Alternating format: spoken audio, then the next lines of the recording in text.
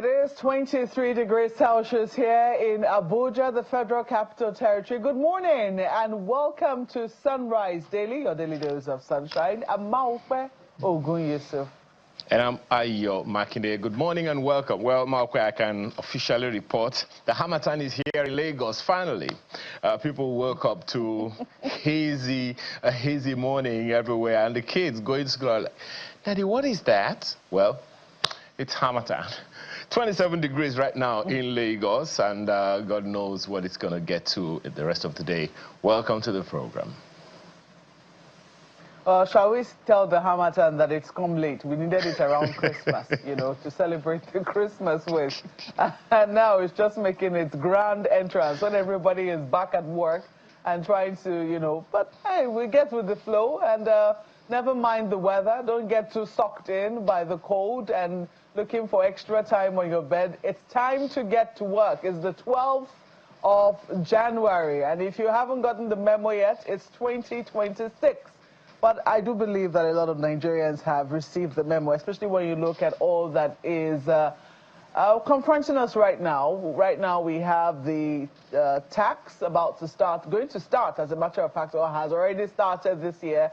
And there's plenty of conversation back and forth, even from professional bodies, as to what they understand by the new tax law. So we saw, you know, that back and forth by the KPMG and a response by the Presidential Fiscal Policy and Tax Reforms Committee as well. I saw that you had quite a bit of that conversation on Sunrise over the weekend. So that happened. And then we also saw a breakdown of the budget. Nigerians taking a second look at what exactly, you know, what is going where. And I think people will pay closer attention now, especially when they know that a lot of the money that they will be paying will be going to fund this particular budget. So you want to know, what exactly is your money going to be paying for? Who is getting what? And we're beginning to see that statutory transfers will be consuming as much as 4 trillion naira. Statutory transfers are those transfers that are done before any other part of the budget is funded. So for instance, you have INEC, which is supposed to be an independent body, getting its money from the first line charge. You also have the National Assembly. The NJC is also supposed to get. These are people that are not subject to whatever it is that the executive decides. So they get their monies first before anything else is funded in the budget. So we're seeing that that is going to be consuming about 4 trillion naira. We'll be sinking our teeth much later into the very details of the budget, and very soon on the program, Dr. Paul Alaje will be here to help us take a look at, or be giving us an expert look, because sometimes when you're looking at it with your ordinary eye, you might not be able to see certain things, but the experts will be able to explain it to us. But while that has happened, we also had Nigeria making us proud over the weekend. I do not know if you saw that match. Well, you already confessed a long time ago that you find it very difficult to watch our matches. What's important? And no one can blame you for that. I watched the Morocco versus Cameroon match, and my heart, even though I'm not Cameroonian, but trust me, the fact that Cameroon is just next door, I didn't like how they were treated, how hurt they were. But I love the spirit of sportsmanship which I saw at the end of that match between Morocco and Cameroon. But it's wonderful to see that Nigeria came out tops in that match between Nigeria and Algeria. There was no confusion there in terms of how we routed the Algerian team, dominating them with 2 goals. So, but I hope we're able to keep up that fever, that tempo, as we face the hosts of this tournament, Morocco. As I did tell you, they were not kind to Cameroon. And I do not think that they will want to be kind to us. That pose you're seeing there by, Ako Adams, who was given that pose, that pose from Patrice Lumumba, you know, something to reassure Nigerians, so to speak, or is it reassuring? Who was it reassuring, really? I think we'll be getting, sinking our teeth into that as well much later. But I hope that that pose will stay true for the match against Morocco. But Ayo, what was your impression of how that match went on Saturday? Well, first of all, I saw the highlights. Thank you very much. And I'm always happy to do that. My wife wanted to watch the match. I said, just go ahead and, make my day, but I will not be close by. And it's just because of the same passion, right? Nigerians are extremely passionate, and I'm one of them. So definitely, even though it's just a game, it's just a game, but God, it takes your emotions, And I was very, very happy with the 2 goals. First of all, the fact that Sime had something to do with the 2 goals. And the spirit of the camaraderie that you saw in the Morocco-Cameroon match was also clear, particularly among our team, the Nigerian Super Eagles. Extremely well they performed as far as I am concerned. And already contributions are coming to them. Donations are coming for their win, and promises are also already being made. Already, I think each one of them has something in the region of, say, is it $500,000 or maybe all of them together? And then there's another promise of, say, $1 million and another $100,000 for each one of them if they win the cup. And I don't know. Just go ahead and find out. It just makes it look, Mark, that football is very, very lucrative. And all over the world, it's what keeps all of us together, isn't it? So yes, congratulations to the Super Eagles and congratulations to us here in Nigeria. And as for the Morocco, match that you're talking about, Mark, it's just a game. And guess what? We're bringing the cup home. Mark this moment. We're bringing the cup home. Thank you very much. Well, says the person who doesn't watch when the country is playing. But, well, we'll try our best to take your word for it. I certainly want to key into that faith. And I know that our sports journalist in the studio also wants to key into that faith, that particular faith as well. So this morning we're being joined by Mr. Harry Awurumibe. Thank you so much for joining us this morning. I know that you must have followed very closely that match. We're working to your prediction, it would seem. You were very confident. I mean, you say that you've seen matches over the last 35 years, and you're just happy with the outing of this team. So far, so good. And they have also, put, will I say, more power to their elbows and, coming out tops in this match against Algeria. Yes. What exactly did you see about the match that made you particularly happy, apart from the goals, of course? Total dominance. Nigeria had played, had classed, had shined the Algerians. I think the Algerians resorted, when they saw that the game was over for them, they resorted to, they said in local parlance, when 2 women are fighting in the marketplace and the other one... Why women now? I'm sorry. I'm a ladies man myself. When 2 adults are fighting in a marketplace and one resorts to throwing of sand, means that he has no power in him. That was exactly what the Algerians did. It was a total dominance. And I told you the last time I was here that an average Nigerian team is a competition team. Competition means as the days they stay in camp together, the more they perform. And this our team is showing exactly the same. So don't take anything away from the guys out there. It was total dominance, and I hope they will continue like that in the next match. Do you think that we should have gotten more than 2 goals, though? I mean, since we had total dominance, it was not... The results don't seem to be as dominating as the results we scored before the quarterfinals. Yeah, if you check the statistics of the match, Nigeria was top ahead of Algeria in every ramification. We missed... the guy that scored the second goal missed what we call a sitter. In the first half, we would have gone ahead. And there was another goal that was that, but it was clearly not given because it was in the law of the game. Until the ball drops across the white line, it would never be a goal. So if you check, Nigeria would have scored 4 or 5 goals in that match. Clearly, 4 goals. Take 4 goals in that match. So And at that level, you no longer count how many goals you score. It's just a knockout stage. One goal will suffice.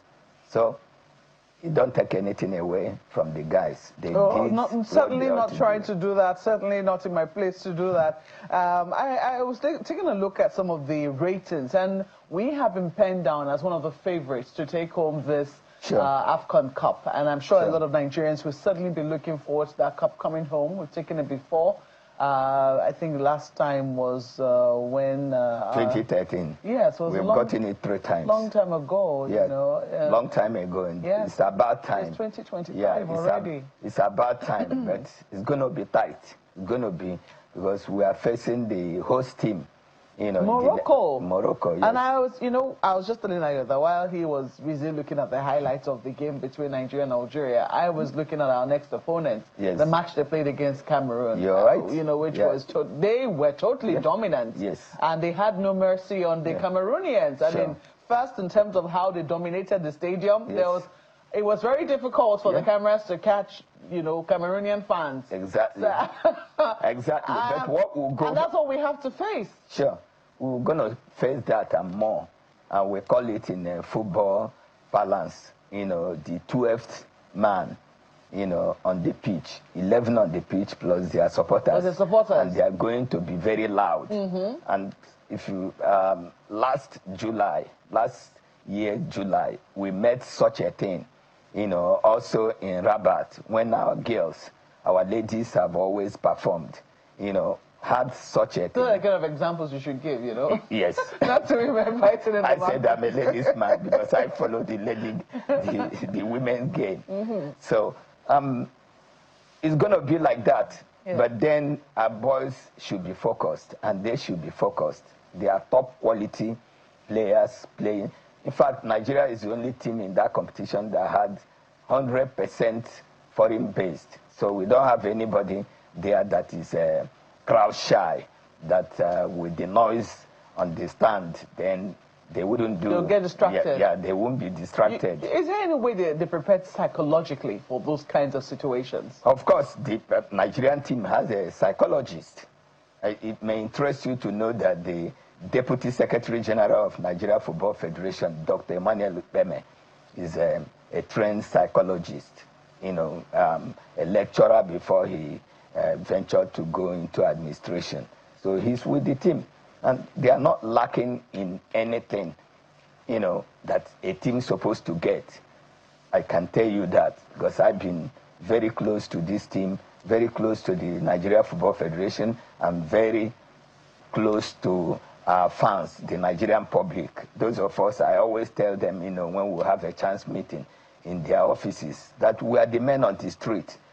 Like, I watch either if like it's coming a late night matches, you can watch with your family and this. But ordinarily, if it's afternoon matches and this thing, I rather go to the pubs or to the viewing centers. So where what people are saying. Sure, where you would throw banters, you know, criticize and be criticized, and have, if a team wins, you know, your joy will know no bounds. So it's going to be that atmosphere, and it's going to be a question of luck. Now, that team, Nigerian team versus the Moroccan team has the current African Footballer of the Year in Ashraf Hakimi of PSG. Then Nigeria have two quality, the immediate past, the man that Ashraf Hakimi took over from Ademola Lookman, and the man that Ademola Lookman took over from Victor James Osimhen. So we have our weapons of mass destruction, you know. That, mass goal scoring, yes. Please, let's redefine that. And we have outscored every other person. And if that, you know, is anything to be considered, you can see that the Moroccans are going to get their match. And we have everything working for us. Guys at this level cannot afford, you know, to let down their guards. So it's a game that the Eagles are condemned, because, like, you can see how long we've touch the trophy. It's about time. We know that the Moroccans are very, very thirsty for it too. And Morocco has become a mecca for sports. Indeed. You know, not only in Africa, world. And they have everything. I've been there a couple of times. You know, stay for months in Morocco. I've lived part of my life in the United States of America, and for 33 years I've been following football. I've been a sports journalist covering World Cups, Olympics, African Cup of Nations. I've seen countries and give it to Morocco. What is there is what is in the United States or any European country. Little wonder they were pushing, you know, that there was a time they said they are not Africans. You cannot say that what happened, especially in black Africa, Nigeria, to be them. They are way ahead. I was going to say, have you noticed that sort of dichotomy, though? You know, but the idea behind football is to unite everybody. That's supposed to be the idea. So I've tried my best not to focus on that. But sometimes you cannot just help but witness those kinds of subtle, well, I say differences in terms of how sometimes when these games are played. But let me take it away from there. I was saying something earlier, and I will take it to him so that he can ask you a question very briefly. Okay. He was saying that, you know, they have been promised a number of goodies, blah, blah, blah. There's motivation for them to score. I think you've underscored that as well. But some people will say, why don't we just do things when we ought to do them? Our team had to protest. There was a mild protest of sorts before they eventually moved to camp for this quarterfinals. And some people will say, every single time, we're so predictable in terms of when we pay our players, their match bonuses, etc. Why do we have to be so tardy when it comes to you know, doing what we ought to do at the right time, especially for international games like this? If you ask me, I would say that I have seen it a lot of times. Male, female teams, not only in football, in athletics, it has become a Nigerian thing. But we can do better. Yes, we can do better. But I will tell you the cause. I will tell you the root cause of all these troubles of match entitlements or, you know, whatever is due to our athletes is, you know, lack of proper planning and poverty of ideas and poverty of resources in some climes where resources are. And I can beat my chest and say that we are very rich in this country. One individual in Nigeria, one billionaire or trillionaire, we have them, trillionaires in Nigeria can fund those things. And they are running their own private enterprises and they are running well because they plan. There is money to have a long-term, you know, plans. That's what is lacking in our sports circles, because all these federations, they don't have the wherewithal, they don't have the money, they don't have that. Sports is big money venture. It's not for the faint-hearted. So, and if you have to play big, like United States of America will go to any Olympics and dust everybody. The Chinese of this world will dust everybody because Olympics is a 4-year thing. They have planned 8 years ahead. Well, we left that one. The problem is we have left that. lack of planning. We're no longer using homegrown players, okay? Yes. We've left that. Let's even say, okay, maybe we're turning a new page on that, what they're about to start doing with the National Sports Institute now. Yes. But we now have imported players. All of our people, you just said a lot of them are foreign-based. Exactly. So maybe we've outsourced the training for our team. But here we are, this team, they're already playing. Pay them their due, as and when due. It's a problem. Yeah, because the funds were not made readily available. Year out. This is what we do. Yeah, because the funds were not there. We didn't plan. We knew that we were going to go to AFCON. The government establishments knew. And the administrators have have done their budget, and they have presented those budgets to the relevant government agencies. What were they doing in not releasing that money? We're watching the team all the time and hoping they'll perform miracles. That is it. So at times, it's not the administrators, because I'm a sports administrator myself, not only a developer or a promoter, because when you are in journalism, you are promoting. Indeed. And as a student of mass communication, one of my profs told me different types of journalism we practice, and I'm an apostle of development journalism.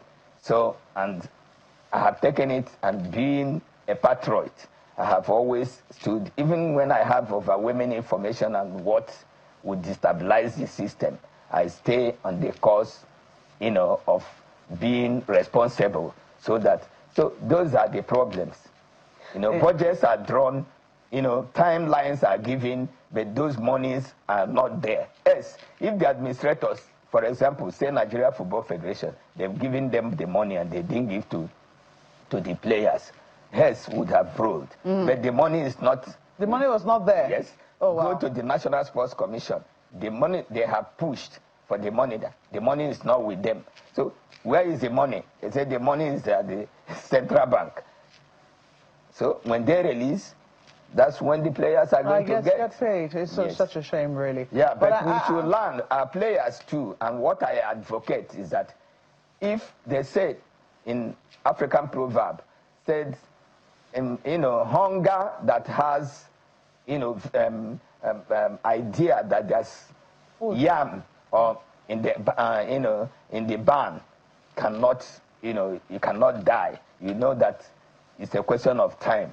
So there is yam in the barn. Yes. The super egos should, be confident that their hunger will be quenched. Yes. All right, let me quickly take this to Ayo now. I know that he will have one or two questions. Ayo, I have dominated this like the Nigerians dominated the Algeria match. But not to worry, you take your shot.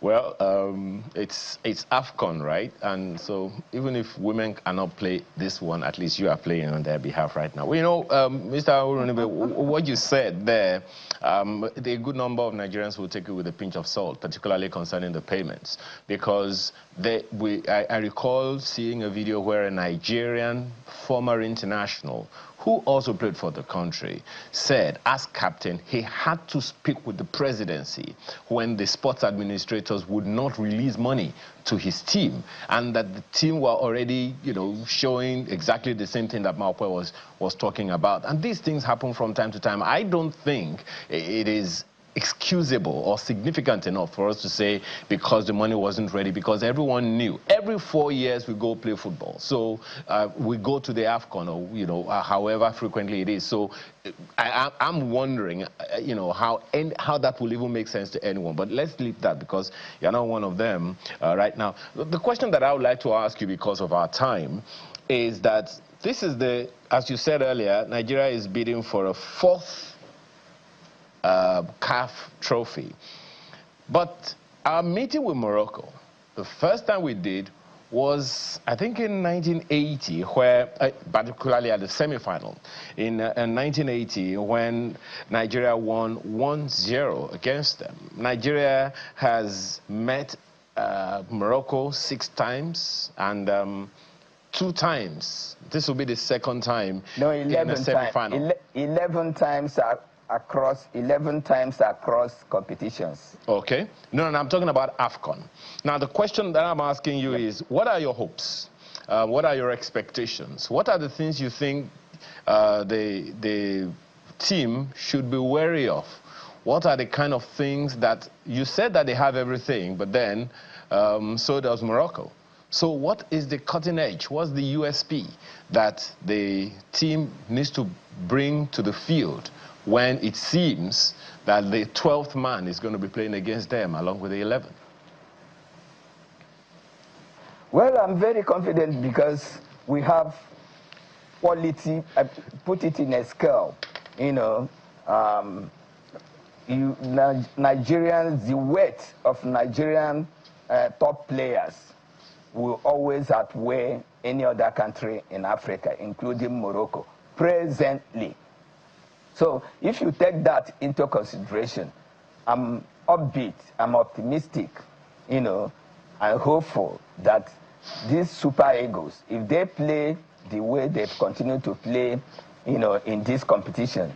And if they play the way they have played the last 2 games, they say, a team is as good as its last match, then we can take it to the bank that they will give Morocco a run for their money. And I'm very confident, Yes, even before we played Algeria, statistics showed that they've dominated Nigeria in many, AFCON or across football competitions.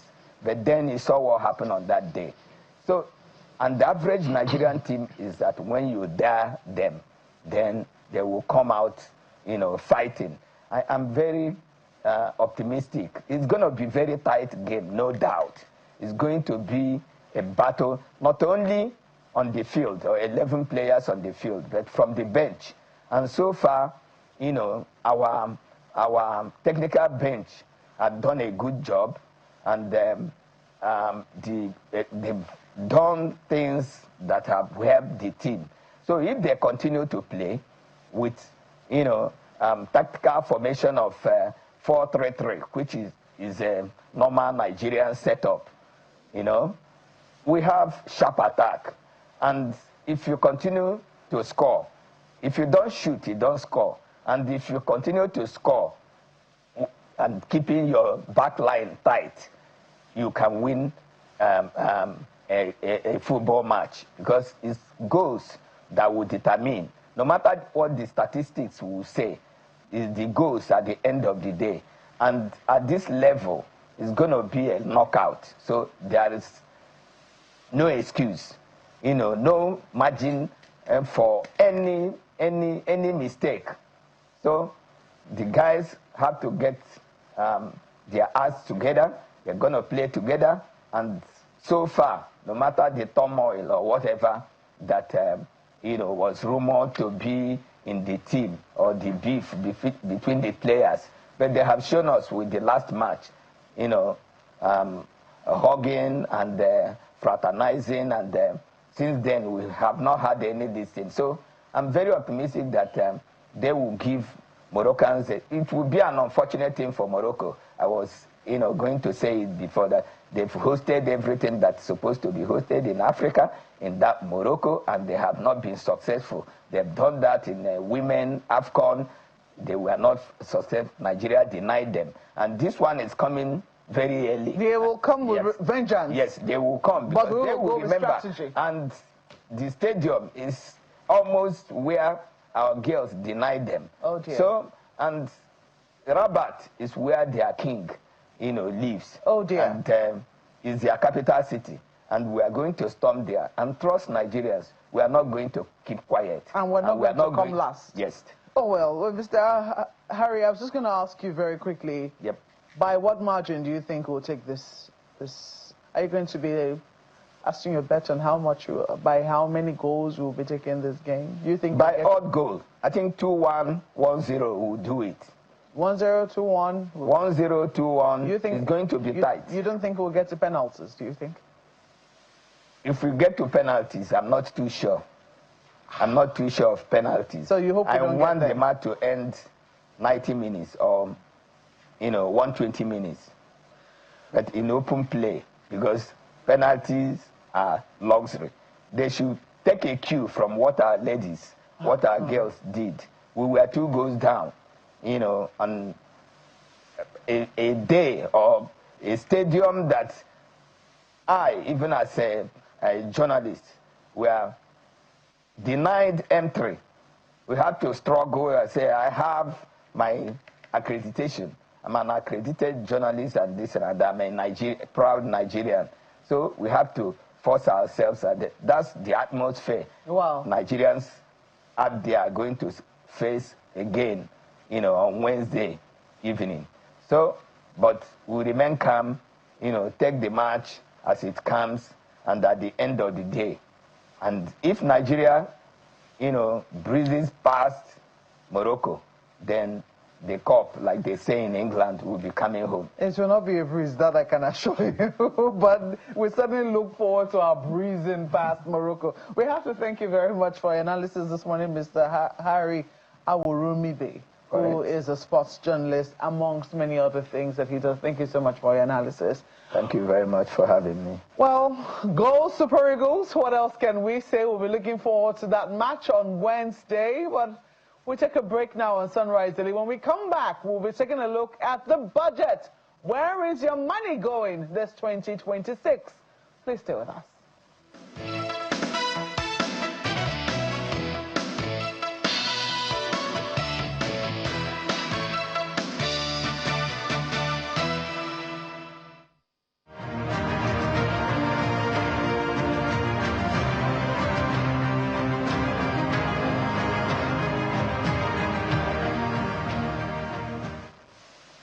Welcome back. I did say that when we come back from this break, we are going to be taking a look at Nigeria's budget for 2026. And the breakdown is already out. Dr. Paul Alade joins us now. He's the Chief Economist and Partner at SPM Professionals. Dr. Alade, thank you so much for your patience. I know that, you had been online for quite a while, but we couldn't resist the urge to celebrate our win on Saturday. But we don't know whether we'll be winning with this budget earmarked for 2026. We saw the back and forth that happened at the National Assembly between the Minister of Finance, the Coordinating Minister of the Economy, the Chairman of FIRS, and then members of the National Assembly as to what budgets we actually operating and if we are making so much money in terms of revenue, what exactly is happening with debt, etc., etc. And we saw how the explanations were going. However, the question a number of people will be asking right now is that, is there clarity with this 2026 budget? Well, thank you so very much for having me. Happy New Year, and Happy New Year to all the viewers around the world. I don't think this interview will be different from the just concluded interview you had, because from the just concluded interview, the sports analyst had mentioned to you that money answered all things. He mentioned to you that even though Nigerian authorities, especially the managers of government parastatals, they knew that we'll be playing this game every 4 years. But even if when they are budgeted, finding money to pay becomes a major challenge. So speaking to your question directly as to 2026 and the things that must be done regarding the budget. One thing is clear. The president has presented his budget, and if I can read some of his presentation in the budget, he's looking at an average of 58 trillion naira budget. And from this budget, there are some key analysis that is now in public domain. We're going to have capital expenditure of 26 trillion naira and debt service of 15.5 trillion naira. That is to service debt. And we have recurrent expenditure, which is not capital, of about 15.27 trillion naira, as well as statutory transfer, which is nearly 4 trillion naira, security and defense of 5.4 trillion naira, education of 3.52 trillion naira, health of about 2.48 trillion naira. These are key spendings that governments have identified. So if you break it down the budget, you see that what takes key portion of this budget from the expenditure part will be what is happening to security, what is happening to debt service, what is happening to recurrent expenditure, and of course capital expenditure. Capital expenditure took larger proportion this time because 70%, and I saw that when the Minister of Finance and the Chairman of FIRS were at the National Assembly to have discussion or conversation of the fairness of this budget. 70% of the previous capital budget was not implemented, and the circular has gone to the public domain. I have a copy of that, and that has now been added to 2026 budget. The question is, will we have revenues? Just as you have said, the sport commentator told you this morning, will there be revenue to finance this budget? One good thing is that we now have the Tax Reform Act. This Reform Act perhaps is what KPMG and the committee have had back and forth on regarding what we do. The projected revenue for this year's budget, 2026 budget, is 34.33 trillion. And you know, from my earlier commission, 15.5 trillion, I beg your pardon, about there's going to be debt will be collected to fill the gap between 58.18 trillion and 34.33 trillion based on the presentation I have as per the budget record. These are this proposal until the assembly sits on it, either had or removed, we don't know. And you know the benchmark for this budget, I must tell you at this moment, is really very worrisome because the world will be faced with oil. Just the day before yesterday, President Trump has called the key oil billionaires or oil industry players in America and has told them to go ahead and invest in Venezuela oil industry. If that happens, definitely we have major increase in global oil supply. Prices of crude may return to about $50 per barrel from our projection. And when this happens, recall that Nigeria has benchmarked this year's budget on about $64 per barrel. We are hoping now, that the price will be stable so that you don't have so much negative impact on us. Now, it's not that it's going to be a total negative impact that drops. It is expected that the price of PMS in Nigeria should also drop to about 400, between 400 to 500 naira per liter. If this happens, that's if we have this kind of investment going from America in Venezuela. America has said clearly that they will manage the crude oil market for Venezuela, and it will be for both the good of Americans and Venezuelans. Well, how Venezuelans are taking this is a different conversation entirely. But the implication in our budget is that they lead to revenue shortage if the care is not taken very carefully. Okay, in terms of what we have earmarked for, but just to give a balance to the perspective you've brought forth, especially from the international angle, some people will say that, when you now start to hear people like U.S. oil giant ExxonMobil tell President Trump that Venezuela is uninvestable. There are very big questions around what's... Yes, well, you can say for now. But now, it's not investable because of security guarantee. Exactly. So that is certainly going to be a concern that will be ongoing for them. If you watch Trump's commentary yesterday, if you watch Trump's commentary yesterday, Trump is saying that he will provide security guarantee for the oil giants because some international media houses, one of which I spoke with, had mentioned that yes, it's a major concern because I have key reservation if one of the global oil giants, not just in America, but anywhere on the surface of the earth, has mentioned that it's not investable for now. But Trump is saying, yes, he knows for now, and that is why America wants to provide that guarantee for these oil giants to invest in Venezuela. Not just because of whether we come to America, but what we also go to Venezuela. Well, some people say what that gives us is a window because we already have production going. If we can ramp up, and then we also have the kind of crude that Venezuela doesn't have.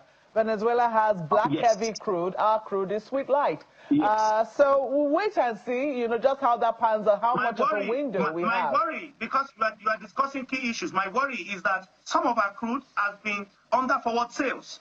My worry now is current leaders and subsequent leaders must know that what we have is charitable around the world, and we should not just give it out like dashing out a child donut, hoping that things will be fine tomorrow. Nigeria has one of the best crude, not just because I want to psych, I want Nigeria to be happy, but because in the classroom where I learned petroleum economics, we did analysis of several major oil countries in the world, the top 10. Nigeria happens to be one of them, and I can tell you, only 1 or 2 countries have something similar or better than what we have as a nation. Our crude, when we say is sweet, it's not what we put in the mouth, but the convenience with which we refine, the quality of what comes out, and what it does to people's vehicles. That is why we say Nigerian crude is sweet in economic terms. However, what are we doing to it? As we speak, about 50% of local consumption of PMS, for instance, from the conversation I had with your colleagues some weeks back, is sourced locally, even though Dangote refinery said they are doing more. Imagine if all the crude Dangote is doing comes from the shores of Nigeria, what do you think the price locally will be? That is why we must encourage local refineries, whether privately owned or publicly owned. We must encourage them so that the kind of projection we have our budget will become a reality, not that we go to assembly to have supplementary budget and especially to increase our debt and gap in the coming period. Is the debt giving you any concern? Because before now, what we had been told was that we did not have a debt problem. We have a revenue problem. Is that still the situation you are seeing here with this 2026 budget? President Buhari of blessed memory in 2018 presented his budget, and he said the largest worry he has and you can go back and play that video, is revenue problem. Now, when you have revenue problem, As a nation, you already have debt problem. So if you are saying that you have only revenue and you don't have debt, we are not saying complete truth. Once you have revenue problem, because it's a nation, we must spend on capital, we must pay salary. Where will the money come from? The easiest, the fastest place the money can come from is from debt. So we have both revenue problem. I agree with those that have that argument, but we must balance it by saying we also have debt problem. 15.5 trillion naira. That is the service for this year alone. What can we do with it? You can see it's almost equivalent of our recurrent expenditure, all the salaries, everything we will do is larger. It's larger than what we are paying on health. Health is only 2.48. It's larger than education. Education is only 3.5. It's larger than security. Security is only 5.41. How the three together, education, health, and security, what we are spending to service debt is more than the three combined together. So how would you say that's not a problem? It's certainly a concern. No, let me take it to Ayo. I know that he also has questions. We're also looking at this back and forth between, well, KPMG says, we're just seeking clarification. We're not, that was what we were looking for. But I do know that a lot of Nigerians will be wondering how much of their revenues, how much of the revenue will be from tax. Ayo, over to you. Well, that question is an endless one, Mawkwe, and interestingly, Dr. Alaje has also spoken about that quite copiously. But before we get into that, Dr. Alaje, I'd like to quickly take you up on something along the line of liquidity that you've spoken about. How will it help? Or I don't know how to put the question, but how would it help? Or what do you see happening? Is there a way for us to cut importation? I'm looking at the data now ascribed to the National Bureau of Statistics, and it says about 44.2%, that's 26.77 trillion naira of Nigeria's imports is for manufacturing. And it says over 80% of Nigeria's imports came from manufacturing and oil products in 2024. I'm looking at the Ajaokuta steel rolling complex, for instance. A good number of that, if that were to take off, I understand that there are some paper that's been presented to the president, and we understand that certain ministers have been assigned the responsibility of effecting the instruction of the president on that matter, and we're still waiting whether or not that's gonna happen. And we understand also that within the next the Ajaokuta steel rolling mill, for instance, can take off within the next 6 to 8 months if the needful that the president has instructed, from what we gathered, is anything to go by. Another one that troubles me is cocoa. You know the challenge we have in value adding for cocoa. I also saw a report that Nigeria consumes 400,000 tons of honey every year. Guess what? We produce less than 10% of that, and we spend $2 billion importing honey. Is there a way we can backtrack all these in particular so that at least we save some money as opposed to the situation we have on our hands now? Do you think that will help liquidity? The answers are obvious. Saving money is the way to go. Before the Dangote refinery, you can check what happens to our reserve. Our reserve went down sporadically. What changed, apart from central bank policy of hiking the interest rate, was that we can now produce locally when it comes to refining crude, for PMS, for diesel, etc., etc. And that had significant implication on our reserve. So what we have spent on reserve reduced. Now, what does that mean? What Dangote does is not primary, because crude oil itself is primary. Secondary is what makes the difference. I had a talk with TEDx, and I said there are nations beneath, there are nations above, and there are nations beyond. Nations that operate only on primary, that is agriculture, that is not processing, crude oil, that is not refining, consumption without production, especially as it has to do with manufactured goods, such nation will remain beneath. Nations that will be above will be those who understood what South Korea did by converting some of their raw materials into finished goods through manufacturing and selling to the population and the rest of the world. They will be like Japan, that took electronics very serious. They will be like Germany, just after the war, a nation that was in shambles, that just reconciled the West and the East together and started major manufacturing. Today, when Germany comes to your mind, what you remember is German machine. That is a product or an output of manufacturing. The miracle, the economic miracle of Nigeria that we expect as a nation, whether you are in the north or in the south, whether you are in the east or you are in the west, is in manufacturing. The only way we can bring Nigeria out of the woods permanently, and I'm not saying successive government or current administration have not tried. You cannot be in government if you are not trying. Government has tried, and I believe government wants to even try more. But trial must be targeted towards something. All attention must be focused on something. Must be towards manufacturing. It must be towards production. When this happens, our reserve will be more. Central bank will have confidence to now, quote and unquote, have more cover for importation. So now,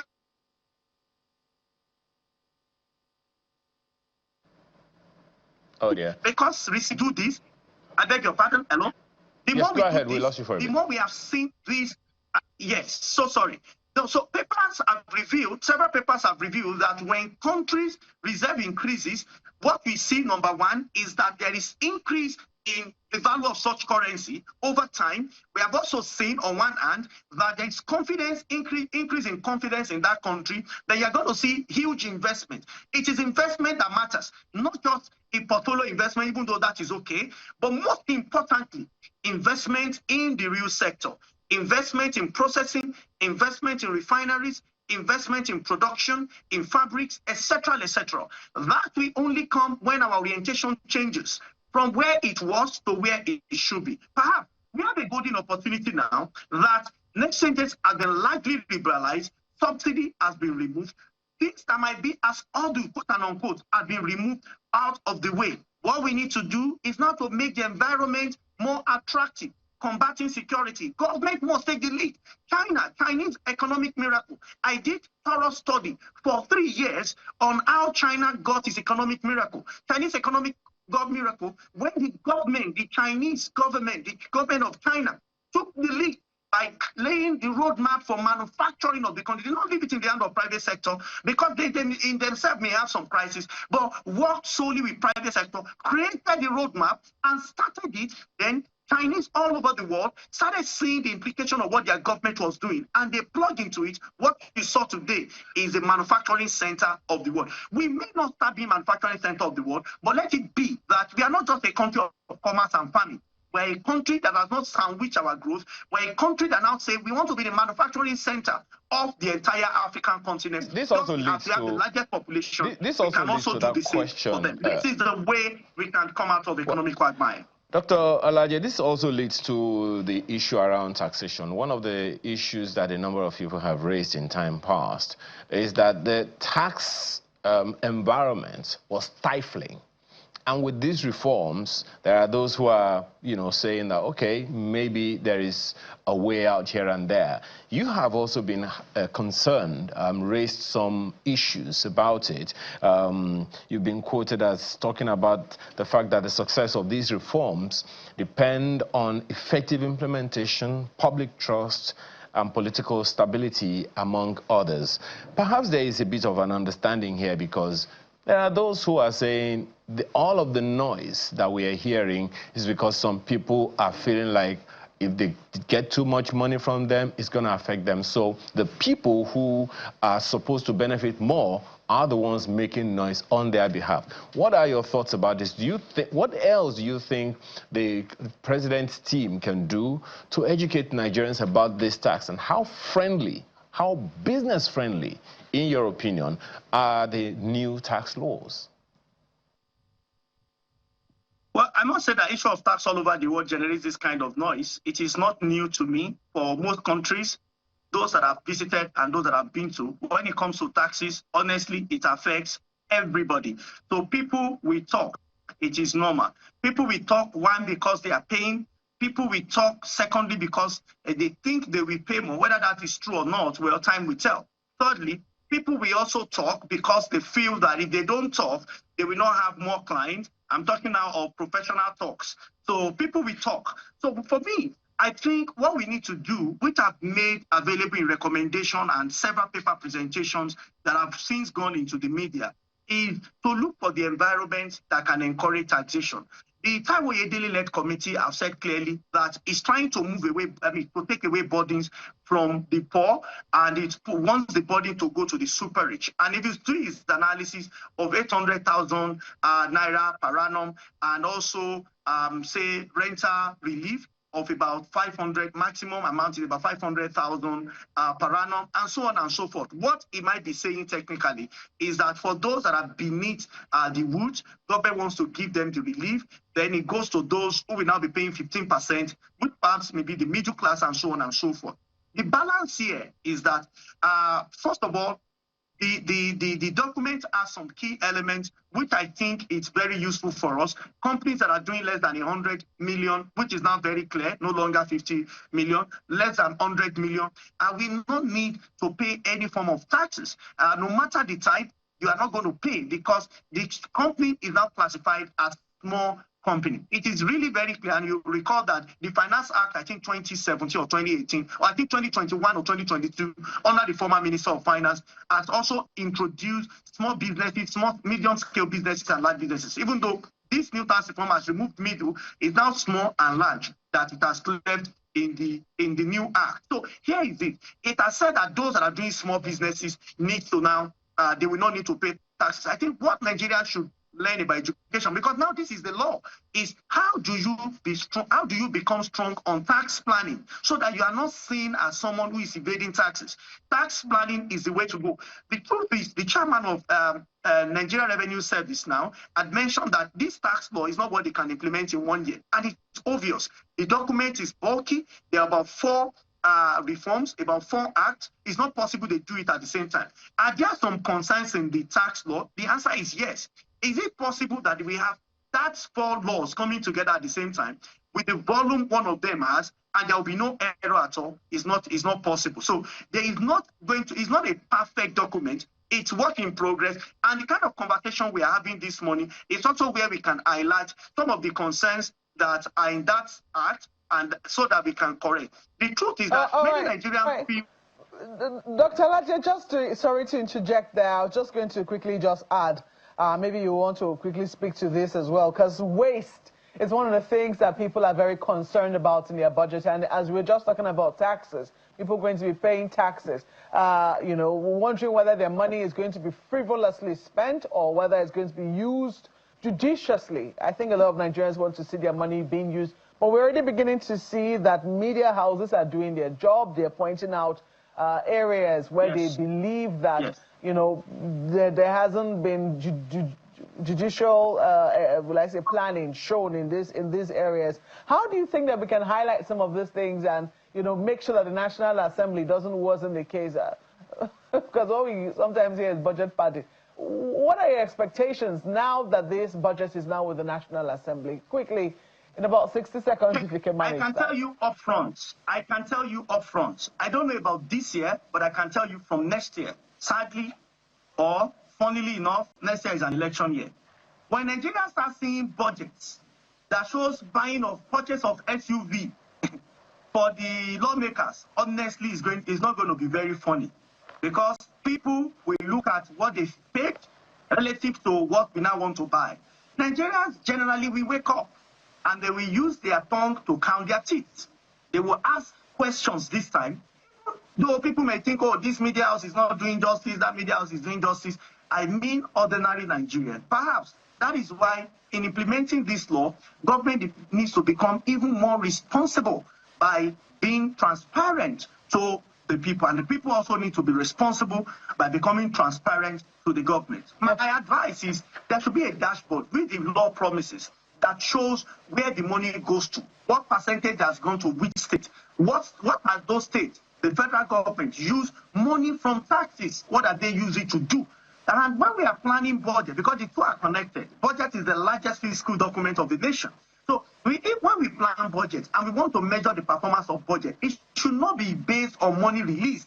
It should be based on whether those things have actually been implemented. That is when we can say truly we have done the best. So for me, I can tell you that it's important. Yes, ma'am. We're totally out of time. I'm sorry I have to interrupt you.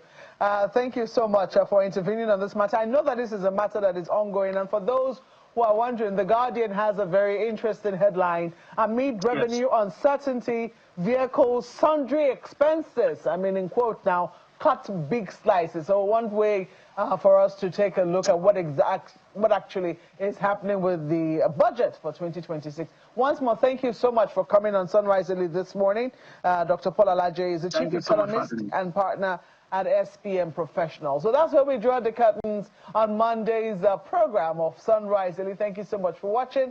Maupe Oguyese. And I'm Ayo Makinde. Business Morning is next. Happy Hamatan.